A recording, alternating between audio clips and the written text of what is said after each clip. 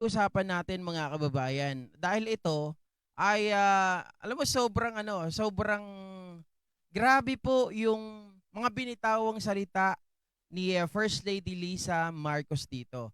Remember that Lisa Marcos, her name was actually introduced din, 'di ba? Inintroduce ito ni Duterte. Inintroduce para siraan na isa daw sa mga power greedy at isa sa mga nagdidesisyon, 'di ba? Isa daw po siya, hindi daw si PBBM, mga kababayan. Sila daw ni Martin ang nagpapatakbo ng bansa, hindi raw si PBBM. At grabe po ang panlalait sa kanya even nung siya po ay dinedma-dedma niya itong si BP Sara.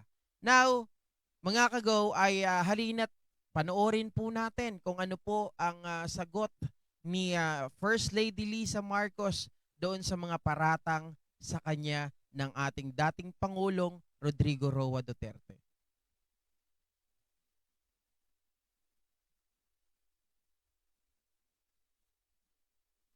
Abay?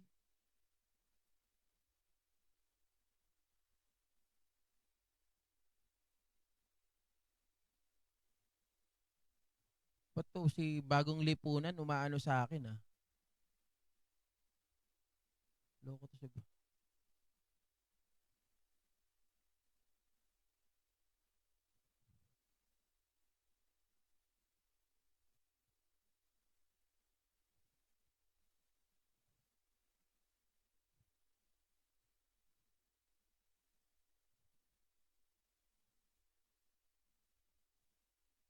Di nyo nakikita mga kagaw?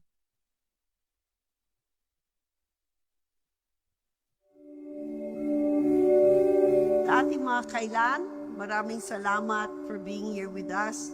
Naimbag nga bigat kado kayo amin, Apo. Nasisiyan Shoutout kay Miyu at Sara Pineda. po ako na nandito tayong lahat sa magandang probinsya na ito. La Union will always have a special place in my heart. As you know, these last few days, the Love for All team, together with our napakasipag na private partners from both the government and the private sector, have been here in La Union. We were able to provide free legal and medical consultations, free laboratory services, free dental procedures, free eyeglasses, lots of medicines and health kits. Katulad po ng sinabi ng asawa ko, Okay, ano ang gusto nating i-emphasize diyan? Bakit natin ipinapakita ito? Not to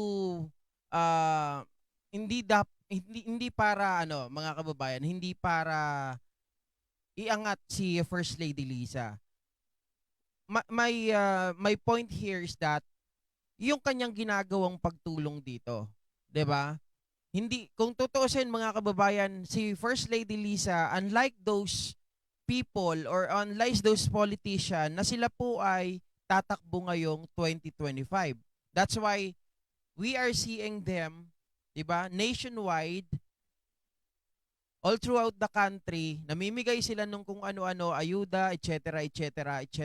It is because they are going to run in midterm election. Nagpapalakas sila, 'di ba? Pero si First Lady Lisa, sa kabila ng paninira sa kanya mga kababayan, ang tagal na pala itong Love for All.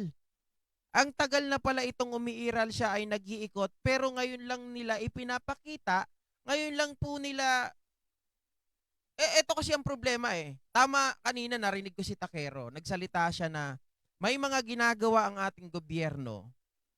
Si Lisa is part of our government kasi asawa siya ng ating presidente, mga kababayan. Pero hindi nila hinahype yung ginagawa ng ating gobyerno. Unlike the previous government, na kahit na napakaliit na proyekto, napakaliit na ginagawa nila ay na-hype. Ngayon, mga kababayan, tahimik ito mga ito. Ngayon ko lang nakita ito. Actually, nung kick-off rally, may Love for All. 'Di ba? Ang tawag ko pa nga diyan, LOBE for all. Yung pala is lab, LABE, laboratory. Dahil ito po ay sila ay nagbibigay ng mga medicine, sila ay mga consultation at kung ano-ano pa. 'Di ba? At may binitawang salita dito si FL Lisa. 2 weeks ago, sa kanyang kick-off rally, yung Bagong Pilipinas. Ang Bagong Pilipinas is not a political game plan that caters to a privileged few. It's a master plan for genuine development for the benefit of all our people. Kita nyo na mga kababayan, marami po kasi na mga tao na doon sa nangyaring kick-off rally na Bagong Pilipinas, pinakapangit daw sa lahat ng mga, sabi ni Jay Sonsa, alam ko si Jay Sonsa yung nagsalita, na ang pangit-pangit daw na kayang gawin daw ng isang grade 1, na dapat palitan na daw kung sino ang writer ng mga binanggit ni Pangulong Bongbong Marcos. Hindi naman kasi namumulitika si Pangulong Bongbong Marcos sa kick-off rally. Ang ginagawa nila doon is to introduce ang Bagong Pilipinas. Ano ba ang Bagong Pilipinas para sa atin, mga kababayan? In a simple way, let's say for me, ako, bilang isang Pilipino, ipagmamalaki ko ang ginagawa ni Pangulong Bongbong Marcos. At hindi ko nagagawin yung pagtatapon ng balat ng candy sa daanan. 'Di ba? Like that. Kaya sabi ni FL Lisa, hindi ito barang political strategy. Ito ay pamamaraan na pagtulong natin sa mga kababayan natin in a simple way. 'Di ba? Hindi natin kailangan, mga kababayan, mga kagaw, na mag-antay ng darating na naman ang eleksyon para makita natin yung mga politiko dyan na halos sambahin, halos hawakan ng inyong mga kamay, halos makipagdikitan ng mga mukha para lang iboto ninyo. Pero pagdating na yan ay mga nanalo, tingnan nyo, hindi nyo na yan mararamdaman ng mga hinayupak na yan. Diba? Yan ang katotohanan. Hindi nyo na makikita yung mga yan. Nasaan sila? Kasi napakinabangan na kayo eh. Binoto nyo na sila eh. Nauto na sila. Pero itong ginagawa ni FL Lisa, he is not, or she is not rather, she is not a politician. 'Di ba? But she is serving our country. She is serving our kababayans. It's not a political game plan that caters to a Good evening po kay Yolanda Velasco Yoshida at kay Sir Wilfredo Lazar. Magandang gabi po. At kay Miyu, congrats, monetize ka na ka-Go Philippines. Thank you so much po. privileged few. It's a master plan for genuine development for the benefit of all our people. So when you hear the words Bagong Pilipinas, what this really means is that both the public and private sector will be joining forces to help our countrymen. Hindi na po uso ang paninira. Hindi na po uso ang mapagpapatikos. Hindi na uso ang paninira.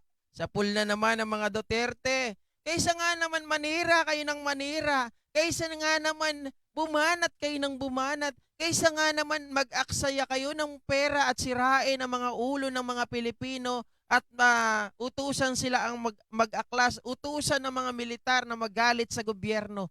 Why don't you change your mind? Why don't you help our people or your people?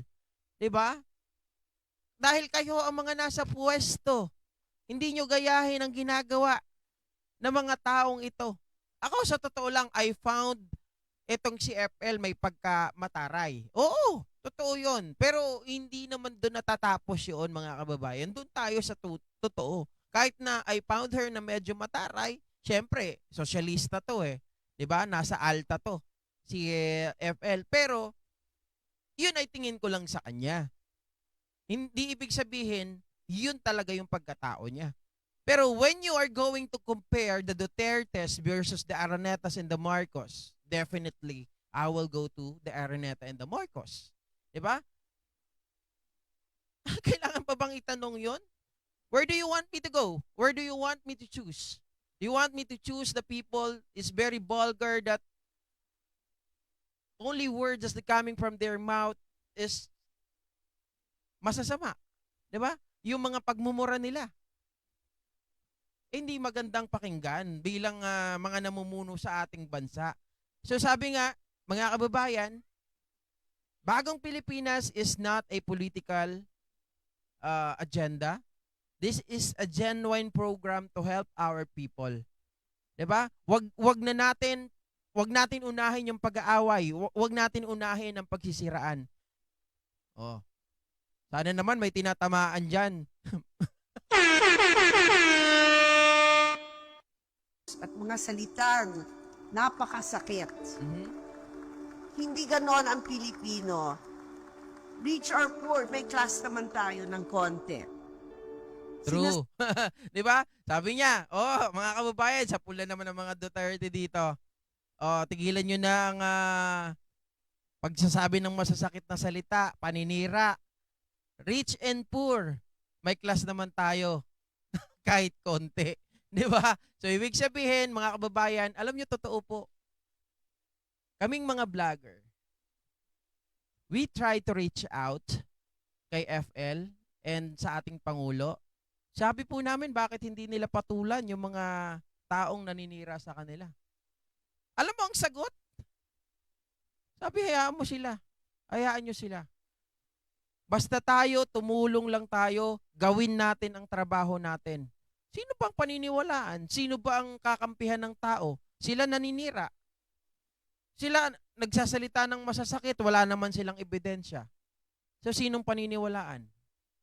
Putik, mga kababayan, doon pa lang makikita na natin kaagad kung sino yung may utak talaga 'Di ba? Magkaiba yung level. Sabi po ng asawa ko, pag naririnig nila ang bagong Pilipinas, ang ibig sabihin nito ay hindi kailangan awayin ang mga taga-private sector. Instead, dapat gawin silang mga partners sa mga proyekto ng gobyerno. Sa dami-dami po nating mga problema, we should realize that government can't do it alone. It has to work hand in hand with the private sector. See, mga kababayan, tama naman talaga 'Di ba? Hindi natin magagawa ang mga bagay na gusto nating gawin sa gobyerno, 'di ba, nang nag-iisa. We have to at least look. Tingnan natin yung tingting, 'di ba? Tingnan natin yung kumpol ng tingting na sila po ay nagtatrabaho sama-sama. Kaya nilang linisin ang mga kalat. But kung isang stick lang ito, anong gagawin mo? Hirap na hirap kung iwawalis mo 'yon. 'Di ba? Mahirap magtrabaho ng iisa lang. So dapat imbis na tayo ay mag-away, imbis na tayo ay magkagulo, magkanya-kanya, we have to be united. We have to help each other.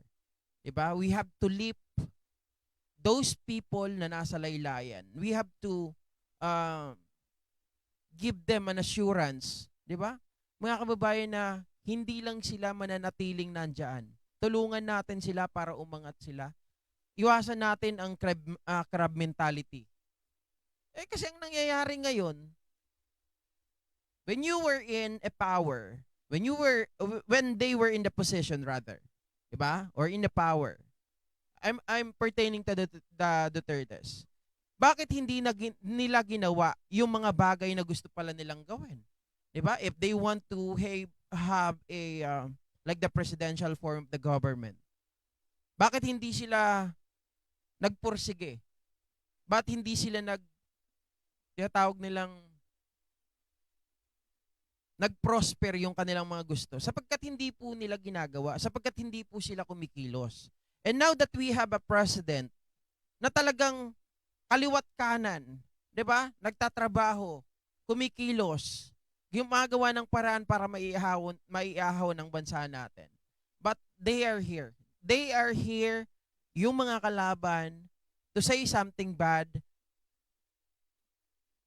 para hatakin pababa yung ating presidente, ang kanilang pamamahala.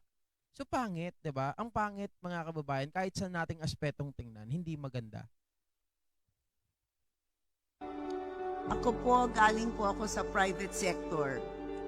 And in 1,606 days, babalik na naman ako sa private sector. Wala na pong terno, makeup, Facebook, Instagram, at kung ano pa. In the meantime, I will try to follow my husband's vision of bringing the private sector closer to government so we can all work together for our bagong Pilipinas. Di ba? Yan yung sinasabi nila, mga kagaw, na ang sumisira daw kay Pangulong Bongbong Marcos ay ang asawa niya. Ang Araneta daw ang mga dilaw. Paano nangyari? Kita nyo ang ginagawa ng ating First Lady. Ginagawa niya yung mga bagay na ini-envision ng kanyang asawa. And totoo, sabi niya, dati akong taga-private sector. After 1,006 days, ay babalik na naman ako bilang private sector. But for the meantime, I am doing what my husbands wanted to do or wanted for our people. 'Di ba? Napakaganda. Tapos sasabihin ng iba, si FL lang daw ang sumisira ng pagkatao, sumisira ng gobyernong ito. May tao bang sumisira na ganyan? Ganyan ang kanyang pananalita, ang posture niya, na ganyan yung pagtulong niya na ini-envision niya, ginagawa niya yung mga gustong gawin ng asawa niya, na tinutulungan niya para matulungan at ipaliwanag sa taong bayan not to uh, divide. 'Di ba? Iwasan natin ang pagiging divisive, yung paghihiwalay-hiwalay. Diyan pa lang mga kababayan, taliwas na dun sa mga sinasabi ng mga tao na si Lisa ay hindi magandang impluwensya. Yung mga taong yun, mukhang inggit lang talaga kay Lisa eh.